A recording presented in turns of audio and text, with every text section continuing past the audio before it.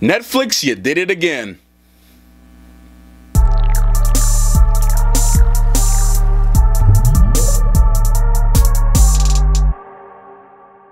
Yo, what is going on, guys? It's your boy Matthew V. Haynes, aka the Clockmaster. Right now, I'm going to be reviewing for you the first episode of a series of unfortunate events. Alright guys, so I'm not going to go over the exact story again. A lot of you guys are familiar with the story already, so I'll just dive right into the review. So the show sets out to do exactly what it says it's going to do, which is to captivate your heart, play around with your emotions, play around with your mind, and provide dark humor and a great story. This show has tons of dark humor in it. There's like so many points where it's you're trying to wonder whether or not you should laugh at this, but then there was points where I just couldn't help but laugh because someone would say something so completely dark and so mean and so hurtful, but the way how he brings it across, it makes you want to laugh, and I laughed several times during this first episode. And yes, it does play around with your emotions in some type of way. Like I said, it provided a different experience for me where I was really conflicted with how I should be feeling towards a certain thing that was happening, or a certain twist within the story that was happening in that episode. And I was just like, I don't know if I need to be sad, angry, upset, laughing, but it was just great. I mean, it does exactly what it says it's going to do. Another thing I have to mention about this episode and this show in general so far is that it is very long, but it is detailed. It's not a very, to me, some people, I watched another reviewer, they were reviewing this exact same episode, and they were mentioning how it was really rushed for them, but I didn't find that. I didn't find that it was really rushed for me. I thought everything was pretty detailed. It was long. It was detailed. Yes, it did get straight to the point. It didn't waste any time on getting to what was going on. It was just saying, boom. You know, you have Patrick Warburton was just, which I'm going to talk a little bit more about him later. Just get straight to the point. Hey guys, this is going to be bad. It doesn't have any good endings. It's going to start out bad. Here's what happened, boom. You know, you have the split little second in the beginning of a little happiness there. You can see between the Baudelaire family and the siblings there. There was a glimpse of happiness there, but there was also, right after that, boom, just get straight to the point. Now, since I mentioned Patrick Warburton, let's talk a little bit about the casting choices. Now, we have Melina Wiseman. She's playing Violet Baudelaire. I think she did a great job at playing her role. Just very, and if you guys are familiar with the characters, as most of you guys are, very intelligent, and the eldest of all the siblings. There's three of them, and she's this leader, and she plays a role well. I haven't seen any other films or projects that she has done. I know she did The 9 Lives, and I know that movie went down the drain. I never even seen a review for it, but I know from what I'm seeing so far from her, she appears to be a really great young actress, and she's really dived into this role, and you can actually see that she took it very seriously, and she did her job. Patrick Warburton, in my opinion, was the perfect casting decision that they have made to play the narrator in this entire project, man. This thing, he did such a great job. There were scenes where he is, as you said in the beginning, he is talking, but there's also scenes where he comes in the shot, and you actually see him. There's a still frame of the scene that we just saw, and he's in front of the shot, and he's just narrating what's going on, kind of like this fourth wall effect thing, and it's really cool. And I like the use of that, and just his little jokes that he makes in this sarcastic, low, monotone, depressed voice. He's just, in certain things he would say, I just found myself laughing a lot. I just found that he would be the person to be like, and she just died, and that's it.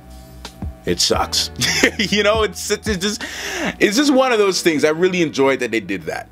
So great choice for them choosing him to play that role, play that narrator. Great choice, man. I can't wait to watch the rest of the episodes. Now on to the shining light of this episode was Neil Patrick Harris. Neil Patrick Harris as Count Olaf was spectacular. I mean, a lot of you guys who've seen the original film, you guys saw that movie, you guys know that Jim Carrey played Count Olaf. Now the difference is, if you were to compare the two actors playing the same role, I think that Neil Patrick Harris added a little bit more of intimidation to this character. If you look at Jim Carrey's rendition of the character, He's his typical Jim Carrey self, very hilarious, very corny, very spunky, spazzy kind of guy.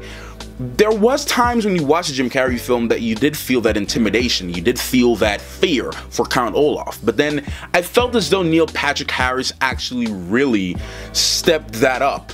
He really stepped that up and gave me that intimidation of the character, while you can still see little minor signs of vulnerability within certain things that happened. Without giving away any spoilers or anything, there were certain things and certain expressions he made, or different answers he gave, or different remarks, or little one-liner jokes that were very vulnerable. It shows that he can be vulnerable, which is really cool. I did like to see that aspect and that range of dynamic between him being intimidating and him being very vulnerable. So that was a very good performance from Neil Patrick Harris. The makeup too that they did on him was very spectacular. It was very good as well. It gave him more of this old, obviously he's an older character, so that all added up to the whole effect of Count Olaf being intimidating, yet having those little funny moments where, you know, it was implied that it was just very good. Alright, so now let's talk a little bit of the overall look of the show so far. What I like so much about this, and a lot of people, I'm going to address it a little bit later, but a lot of other reviewers are talking about the green screen, the use of the green screen, and how it wasn't that good. But to me, honestly, I really enjoy the matte type of finished coloring that it had on the episode and on the show. It was a very good, I love the coloring, man.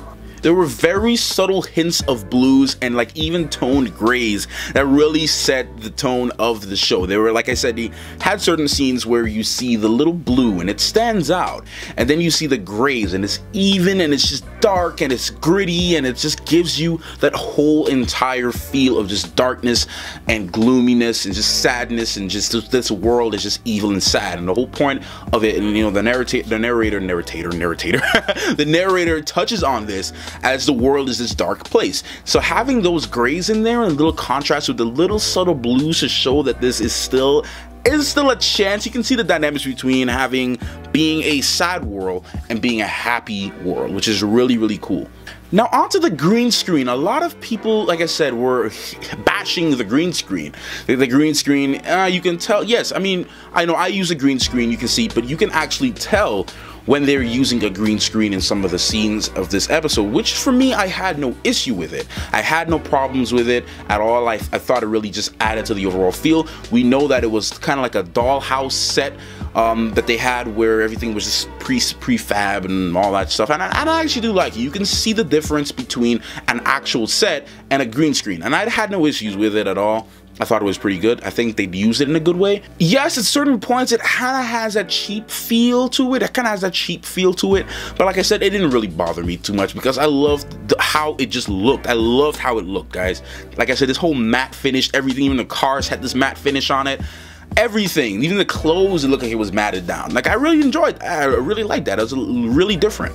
The camera angles also was very, very good. You can, especially, I love that scene with that transition between showing the light in the neighbor's house to Count Olaf's home. You can see that transition of just lightness to dark, and I love how, like I said, with the coloring and the camera angles and certain shots that they use, you can feel the darkness. You can feel the difference between where there were certain scenes that were happy for you, and there were certain scenes that were just dark and emotional. And I really love the usage of camera work. When camera work is done well, you can tell the difference between varying different types of emotions without even words being used, just by how they shoot things and just by how they edit them. And that's why coloring is so important, guys. It really sets the overall feeling of a project. Touching back on the humor a little bit, guys. The humor was ridiculous. Like I said, there were certain parts where it was just cutthroat. Some of these characters were just so blunt, honest. They just certain things that were just, would you really say that to someone? For example, something like this. Your home was destroyed and you're orphans now. The front page. Some people wait a lifetime for that. Like, that was really savage, bro. Like, that was a savage move. So to see that on there, and there were plenty of moments like that in this episode, and I'm pretty sure there's going to be a lot more. There's about 7 more episodes that I have to go through. I'm pretty sure all of them are going to be that way. So Guys, the humor in this thing, like I'm telling you, just a dark humor, man. It's just ridiculous, and it's just how their use of it was very good, and it does its job very well. Now, there was a slight difference between the movie and this show here, because between the movie there's a little minor twist and turns, which I'm not going to dive into right now until the very end of the episode of the last episode. There's like a lot of twist in there, and I really did like that they did that, and I want to see where they're gonna go with it. Be asking the question, is this show for kids? Is this show for children? Honestly, guys, this show is not for anyone who has a short attention span. I'm telling you that right now. If you're watching up to this point in the video, then you're good to go with this show. That means you have a good attention span. But unfortunately, if you clicked off, you would know that, but you shouldn't watch it. Honestly, you shouldn't watch it, because this show requires a lot of your attention. It requires a lot of you paying attention to the story. And like I said, there were certain things that really do captivate you, man. Really and truly. Like, there's no dry monologue. The monologue is not dry. The script and everything is not dry. It's a really good script, and the narrator, Patrick Warburton, does a great job at narrating. So you do get a good thing, a good entertaining value right here. So like I said, it's a good story. If you like a good story and you like a little dark humor, and you like a story that is not going to have a good ending or a good beginning, this is a show for you to watch. I would highly recommend it, and Netflix is doing a fantastic thing. I think they're going to take over the world and the world of media with what they're doing here with the Marvel projects, and especially with this and Stranger Things and all those other shows. Last thing that I want to mention before I close off this review was the intro music. Look away, look away, look away, look away.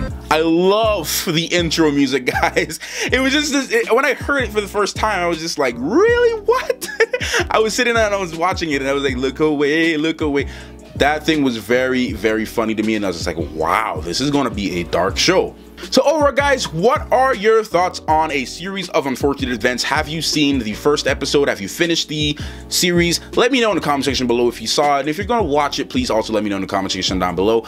My next review on this will be at the very end, the last episode I watched. I'm going to give a full recap on all from episodes 2 to episodes 8, so that's going to be my last review, my next review as regarding to the series of Unfortunate Events.